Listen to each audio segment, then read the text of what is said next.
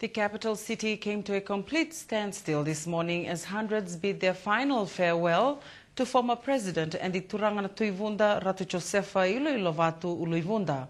As the former president's funeral cortege made its final journey through the capital en route to Vunda, for many it was also a chance to pay their last respects. The late president and Tuivunda Ratu Josefa Iloilo has maternal links to Somosomo Taviuni. So it is only expected that the people of Dhakondrove would converge to make their traditional presentations at Visese village. Many of those that gathered for the trip down to Visese travelled right from Taviuni and other parts of Dhakondrove. Ratu Iloilo, amaramatinana, mai lalang vesi. Ratu Iloilo, tuana wa atolu. Ratu yavala, tuila au namba tolu. Ena I toto ena vuva leona ya vuvi. Ratu aluve ratu yavala, ratu tanga. Endo viruto atadi ratu ila. Ratu tanga ngai luve no ratu niu. Ratu niu ngai lauda emela ibunsa tuita viu. Sala ibunsa tuita viu ni aluve na leoa. Andi mela ngai tina I Ratu Iloilo. Wa I bola VKB e bola au mula ina sua. Wa vuniona ena tutu wa tita viu. Wa andra la vese sola.